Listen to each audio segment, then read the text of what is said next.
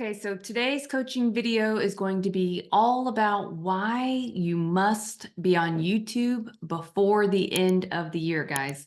I know we talked about this about a month ago when we discussed some of the big updates that YouTube just announced. So if you didn't watch that video, make sure you go back and watch it. And then if you would like a handout, it's actually 26 pages where we created a YouTube startup checklist of how to make sure your account settings and your word descriptions and the playlist, like how do you approach YouTube from a strategic standpoint instead of just focusing on content. I know I need to be doing videos. I need to be doing more videos. And how long should the videos be? And what should my hooks be? We've got to make sure we have the foundation set.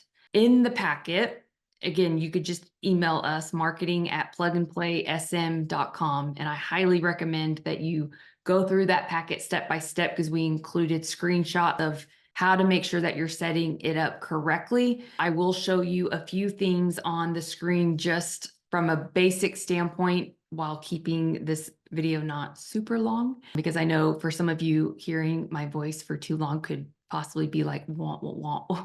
And I know a lot of you are visual, like you want to be able to check it off. So I did some mega research, and after going to the YouTube update event and hearing how YouTube has taken over as the #1 streaming network on TVs, so like surpassing Hulu and Netflix and Peacock and all of those other ones, it's really taken over. It's changing the game of TV. It now has podcasts. For some accounts, they already have a place where you can make like regular single image posts with captions. I haven't talked a whole lot about YouTube in the past in the sense that it's always been #2 for like amount of time spent on YouTube and second most popular platform. But what I didn't love about YouTube and why I didn't spend too much time on it is because you really couldn't exercise the engagement strategy, like really going deep and building a community, which I believe the deeper you go with your people, then you will also end up going wider. Instead, we focus on width first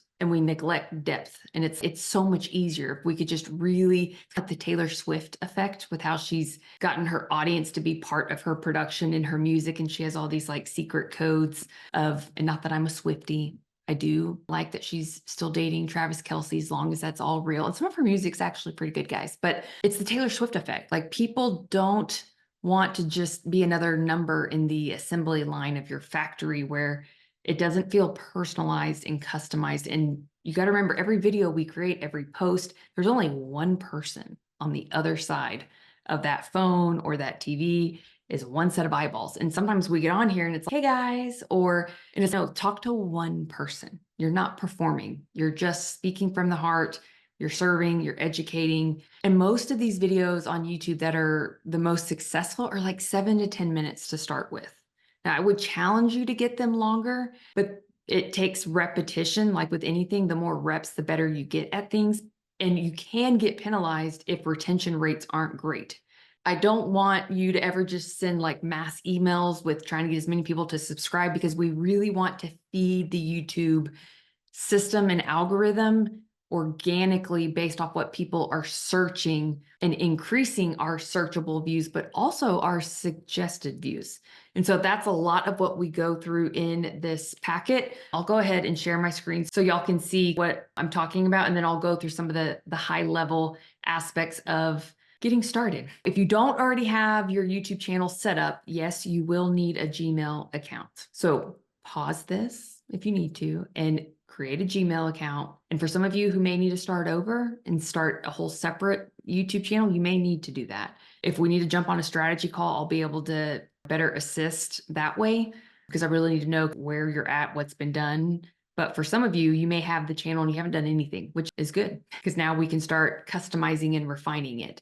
But when I approach YouTube, I think of it like Netflix. We want to create binge-worthy playlists that are hyper targeting and focused on what the end user is coming to your channel for. So if I'm a first-time home buyer, I want to get locked in on your first-time home buyer playlist, because that's a very different educational campaign than, say, the move-up buyer or the moving out of state buyer or the divorcee or the luxury buyer or the investor. or the downsizing in senior citizens or probate, or we have all these different cohorts. And then we even have micro cohorts within the cohorts.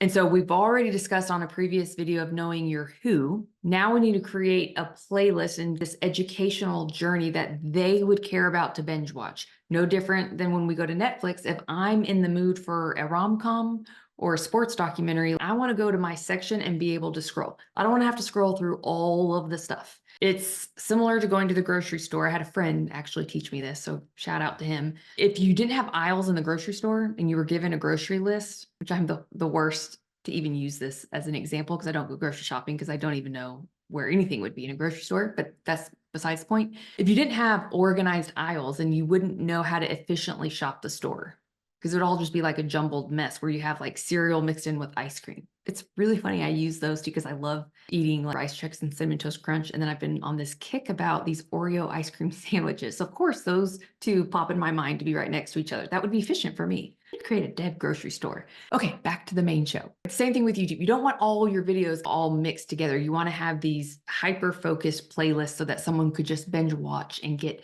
exactly what they want and need. Now, this brings me to my second point. Whatever your hook is or your headline, like I cannot stress enough the importance of a thumbnail and a headline or a hook on the thumbnail that increases conversion, because it doesn't matter how great your videos are if you're not getting clicks. But we've got to deliver on that value of what the hook or headline says, like in the first 5 seconds. Don't wait and make me wait 2 minutes where I feel like you've just bait and switched me. And now I'm annoyed, and people's tolerance level is very low for that stuff. Nobody wants to be marketed to or sold to. It's like we all love to buy, but we hate to be sold to. So get to it. Take out the fluff, get straight to the meat. Don't waste people's time. Time is money. And I think sometimes we're inconsiderate with the amount of fluff that or extra words, like take out the words and make it to the point. I'm sure some of you are like, hey, Dad, take your own advice right now.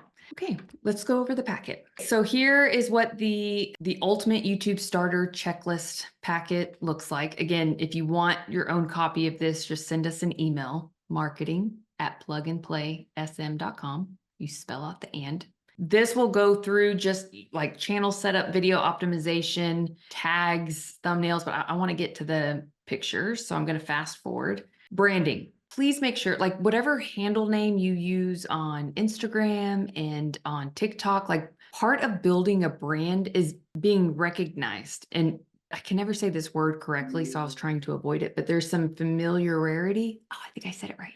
To when people see like your color scheme, your font styles, your heading font and your subheading fonts should always be consistent. Same with your color codes, your profile pictures, your handles. So you really want to make sure, like audit right now, what does your Instagram bio say? What does the profile picture look like? What does it look like on LinkedIn? What does the panel or the channel banner, what does it look like? And does it fit the settings? Because what can be frustrating is, see this picture here? When you go to upload, which all you would do is when you go to your channel, guys, the view of your channel is going to look different based off if you're looking at it from an iPhone, if you're looking at it from a desktop computer or a TV. So this shows you the light pink area. This is what you're going to see on all devices. This is the safe zone. So if you pull up my channel and you go to the homepage, you'll see that my head is really as far, like some of the top is cut off if you're looking on a mobile phone.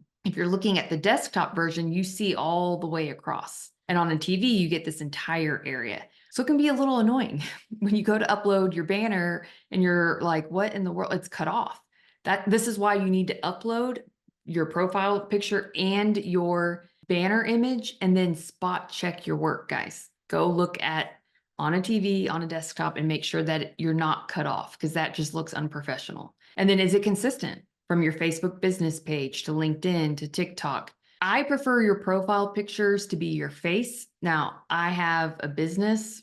I know some of you may be thinking you have a business as well, but most of you are the business, like your face, it's a service-based business. So I do like for it to be like pretty much your face, almost the entire profile picture, because the profile picture is so small when you're on a mobile device that you don't want it to be like a full body image of you where it's not recognizable. Like it really should be the size of your face. This goes over the dimensions of the banner image and profile image here. And this is where I talk about, ideally, you want your channel name, your handle, your custom URL, like these should all be the same. Again, how I found this is I went to my YouTube channel, and if you click here, customize channel, this is where you can edit or upload for the first time your banner image, your profile picture. Here's the name, the handle, your description, which I give examples of descriptions in the packet. Always, always, always include, and I put this in the packet as well, high keywords or search terms, things to help you show up on searchable traffic. And then I also talk about how to increase your suggested or browsing traffic. So part of it is going to be making sure that your description is optimized with keywords. Always have the best ways for them to contact you here. They may miss this. So you also have a place to put them in here. Now, here's my pro tip for those of you who are still listening. Anytime I put my YouTube channel URL anywhere, because this is the URL here, it stops at plug and play SM. Here's my little Deb trick. If you add everything that's highlighted here in blue, if you add that to the very end, so !sub_ confirmation equals 1. Screenshot that, take a picture, whatever you need to do. Always add that to the end when you're handing out your YouTube link, and it'll automatically ask people to subscribe. That's your pro tip. Always add any other like easy, most frequently visited, maybe landing pages from your website here. I always recommend you include a contact information button, just again, to make it easy for people to contact you. If you don't have an email there, it's like, what are you doing with making the videos? This is what I mean by, like, we have to make sure the foundation of your channel is set up for conversion and optimization before we obsess on the type of video content that we're creating. And then I always include the video watermark here, and I put entire video. So this is the profile section. I got there by going to the YouTube channel. Here's what the banner looks like. I'm on a desktop computer, so it goes all the way across. If you're on a mobile device, it's cut off right here. And I just clicked customize channel. So that's really step one, is we've got to get some continuity and consistency of your brand. And then for the home tab, I'm always amazed at how many people don't have this toggled on. And then you can change or customize the layout as you want. I have a trailer video, which I recommend you guys all have. I would have one trailer video for those who haven't subscribed, where it's convincing them to subscribe, and then a different trailer video for those who have already subscribed but come back to your channel frequently. So this is the first section that you'll really dive into, and then you'll go to settings here. So when I go to settings, and again, this is in the packet as well, I usually start with channel. I just go through each tab, guys. I put in the basic info. I put in all the keywords. Notice how I spell my name differently, because if people type in Deborah Bird, chances are they don't spell it correctly. They usually spell it this way. Some may know it's B-R-D, but they still spell Deborah wrong. I do have a list of keywords in the packet, but this is essential to go ahead and tell the system what types of like high searched keywords that are most important to your channel that people would find valuable, and go ahead and load them in here. Then go to advanced settings. Always, always, always say no, your channel is not made for kids. It's not worth it to say that it is, because of the amount of compliance and issues that come with it. I know you may think it's suitable for kids. Just click no. Just trust me on this. Click no. You could link your Google's ad account. If you're doing that, you could show automatic or don't show potentially inappropriate words. These are all things that you can choose here. I went ahead and toggled this on for allow viewers to clip my content. It doesn't bother me. To me, the more that they share anything that I'm speaking about, then that's brand awareness for me. And then depending on how long you've had your channel and how many videos you have uploaded, you may not be able to do all of these as enabled. So you'll read through this, but know to come back to it. Like you may need to wait a month. You need to make sure that all of your feature eligibility are turned on. Next, this is also very important, your upload defaults. Guys, this will save you so much time when you're uploading your videos. You'll have your title, and I have info in the packet of how to best structure it. You'll always have your description. I go ahead and lay out, like I usually end up editing this description, but it's just my template to make it easy. I always have the visibility set to public, which is why sometimes when other people are posting my videos on my behalf, they don't change it to unlisted because it's set to public. I should probably just change it to unlisted, but I don't. These are tags that I want included automatically on all videos. And then advanced settings. Again, it's so annoying to have to change this every single time when you go to post a video. So just do it here. And I promise it saves so much time and it makes every video upload done correctly. Video language, English. Has this content ever been aired? No. Do I allow comments? Yes. I don't really care how many viewers like the video, so I don't include that. Permissions, this is if you want to give others permission to be able to post on your behalf. So some of you guys have already done that. Community, not everybody has this just yet. So I will save this for probably closer towards the end of the year. We'll go through the community aspect. And then again, agreements, which that's more if you're going to be monetizing, which you guys could all monetize. So you will see all of this is here on the flip chart. I go through like adding your links, where to add it. Here's an example of a channel description. Here's some key services you could include. Check with your compliance team on if you need to include your NMLS number. Are you a member FDIC or not? So you should probably put that on there. Are you equal housing lender or opportunity? Don't put both. You're one or the other. This shows that when you add the watermark, this is where every single video that you upload, it'll allow them to subscribe at any time because that button will be there. And basically, I just walk you through all of the different features. Here's a list of potential keywords that I had talked about, key services. This will help you for when you're setting up your tags. And then when it comes to a posting frequency and schedule and just kind of content themes, that's a lot of what we use the content calendar that I have every week that you guys print out on Fridays for your battle plans. Make sure you review our lender marketing platform link because we have November's new content calendar already set up and also in our private Facebook group. So you'll want to make sure that you have that printed and follow along for these next couple of weeks. But this kind of goes through, all right, what's the posting frequency? What's the schedule? What's the strategy with the content? What should the structure be per video? The main point is to keep people's attention and retention, which means it's got to be high on value and low on fluff. Thumbnails are essential. Your playlists are essential. Again, it makes it very easy for people to find what they're looking for. You want to make sure it's efficient and easy for them to find the playlist that is going to best suit the challenges that they're feeling or facing. So a first-time home buyer, their challenges that they're facing is going to be very different than say someone who's looking to downsize and move closer to family and friends. You can do live Q&A sessions, which I recommend that you do. Cross promotion with collaborations is key. How to use shorts, how to review your analytics. Like guys, this is pretty much action packed with lots of different ideas.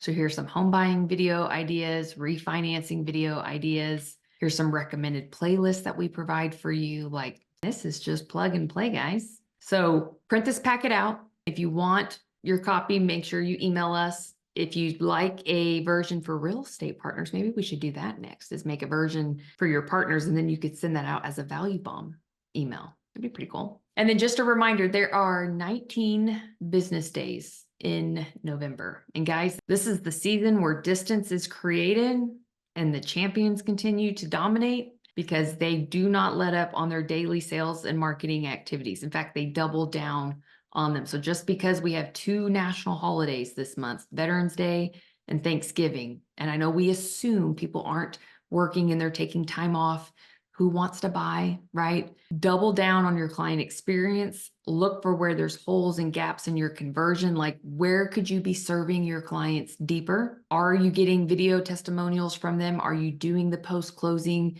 interviews? Do you have your webinars and your agent mastermind and educational classes already set for the month? Your community event for the month? Don't let up just because we make the assumption and excuse that there's not a whole lot of business that's done November and December. Separation season. We create distance on Fridays. Let's go. All right. Y'all take care. Have a good weekend.